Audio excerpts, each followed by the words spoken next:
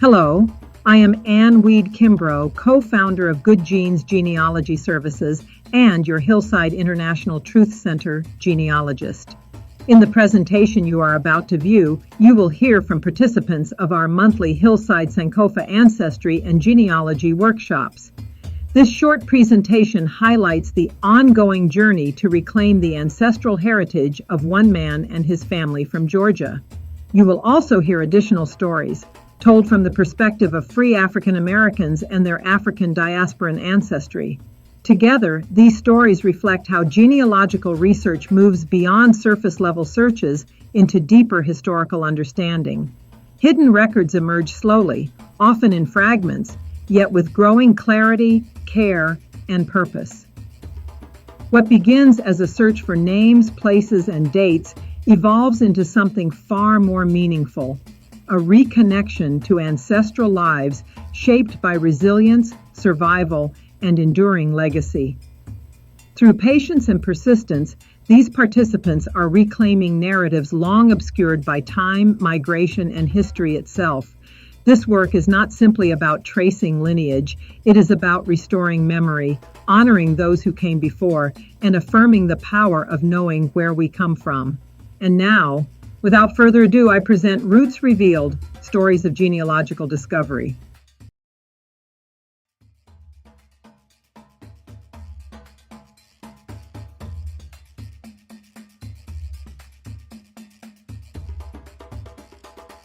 There was a woman who rarely missed a Hillside Sankofa ancestry workshop, Helen Johnson, now Helen White. She always arrived with her husband Clyde by her side, together in the room, yet each walking a very different ancestral path. Helen came with questions, not just names, not just dates. She wanted the truth. Were her ancestors free Negroes? Were they enslaved? What did life look like for them, especially in the cold winters of Maryland and beyond? She was determined to understand how her people lived and how they endured. My role was to guide her through the landscape of ancestry research, to help her navigate records, contradictions, and silence without losing sight of the humanity behind the history. I started maybe about 10, 12, 15 years ago looking, but before then I didn't know much, just because it's a mystery. It's like, first of all, I knew all my aunts and uncles, my grandmother, my great uncles. I knew them, and I knew her, of course. But we didn't have any pictures that I know of him. So just the curiosity to know more about this man. Who is he? Where did he come from? And it's still a mystery. My grandmother, Helen Anderson, she's mulatto. Her father was mulatto. It's listed that way, on some census, and then it'll change to black, but they were mulattoes. And so he owned a lot of land. Like I said, they were originally in Sussex, Delaware, but he moved to Maryland. And he was a preacher.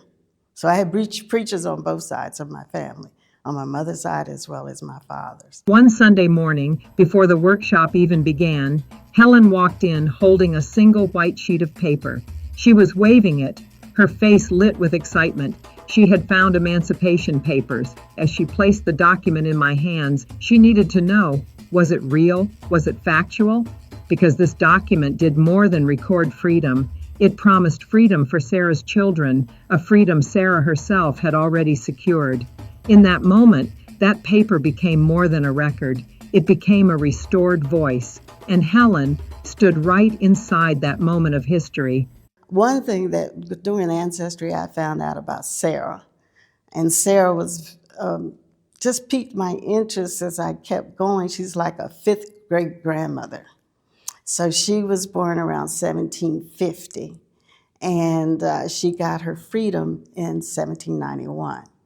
And her master freed her, and she had like 5 children. That's called emancipation. And they would get their freedom as they reached certain ages. Where were they freed? Virginia. And that's where my family is from. And it shows that she was born in Prince Edward County. And that is well known for being where the Civil War ended in that area. I think it's a city called Appomattox or something like that, which they had a lot of Indian names and stuff. But that it was well known, and she was born around that time. And I have a census, and it shows she was 16, Black. Virginia was the state, and she was a slave, but she became free in 1791. And it was showing on the emancipation the children, and it actually lists the children. It says Sarah and her 5 children to be freed on January 1st, 1791, and her children to be freed when they reached the age of 25. What are their names? Their names are Rachel, which she was 14 at the time, and Comfort, George. Comfort was 12, George was 9, Molly was 4. So they had to wait till they were 25 before they became free. And then the last one was Jenny. Jenny was 2. So, and it actually shows the date that Jenny would be free. She was born August 1790.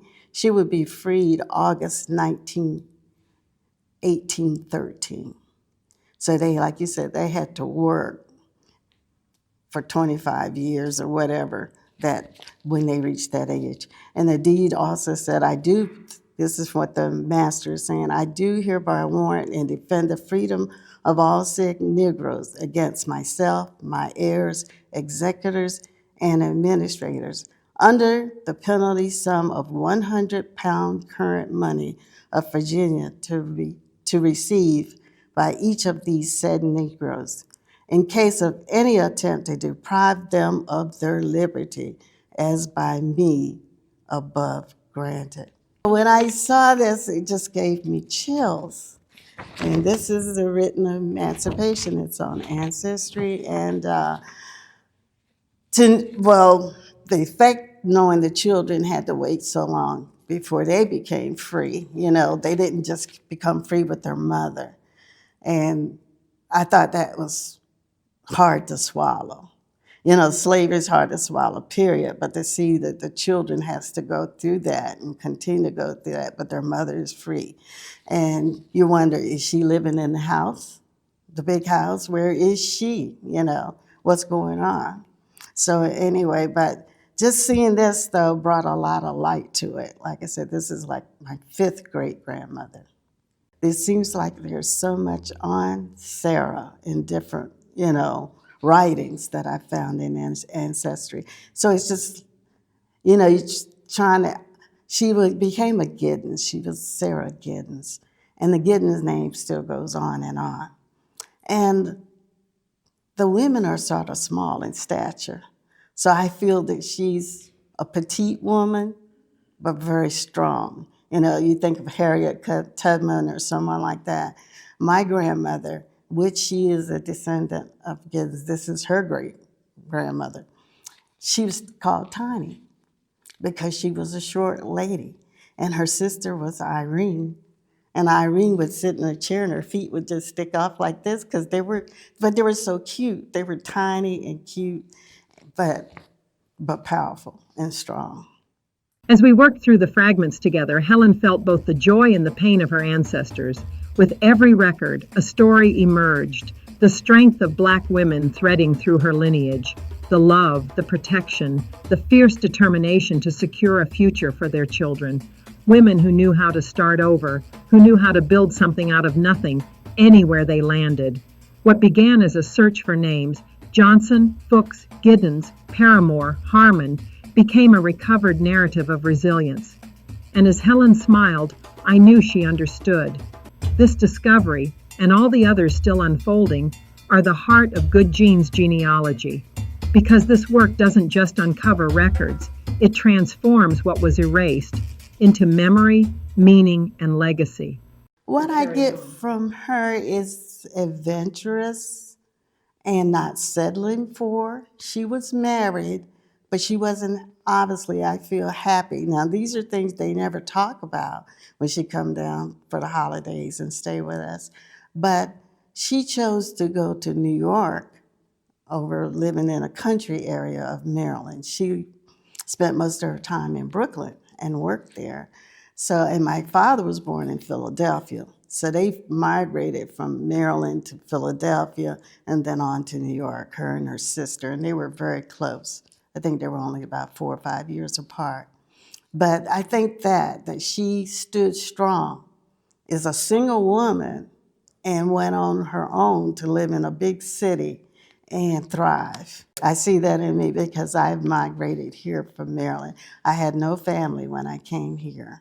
And at the time, my husband and my 3 small children, we came here and made a life. So that I do. Identify with her because I'm proud to know that I carry her name. You know, she wasn't, as I know of, a very spiritual woman. She'd grown up, as a preacher's daughter. You know how that goes, preachers, PK. They sometimes rebel. I don't know that any of the children were overly spiritual, but they lived good lives, and they were good people. So I see that she just wanted to be who she wanted to be. Well, just seeing, like it says, Sarah with 5 children.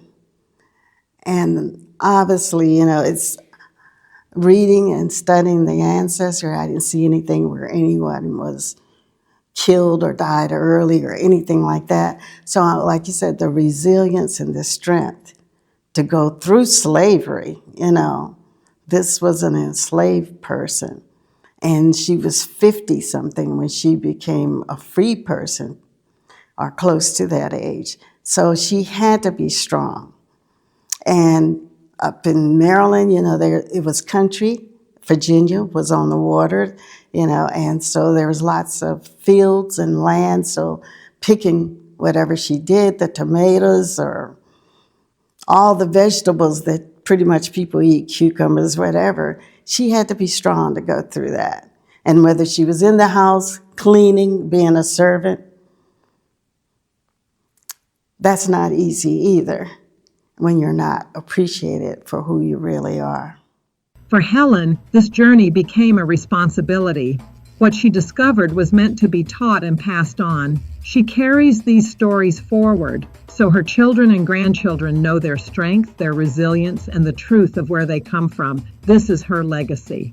Well, what I take from it is that I have a strong legacy, and a legacy to pass on to my children.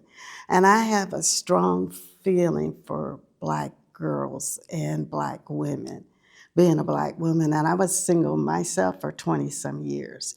So I raised my children together with my ex-husband. And so I saw the strength that I can stand on. I have no reason to feel like I can't do more or keep learning more or keep striving for more. And that it's very important for people to pursue and get as much knowledge, whether they go to college or just explore and travel to the Georgia mountains, learn something. I believe in trying to learn something every day. Keep educating yourself, because right now my husband and I are studying Blacks in the Bible. So I think all of this is important to know who we are, where we come from, and share it with our children so they will know and not just take this for granted.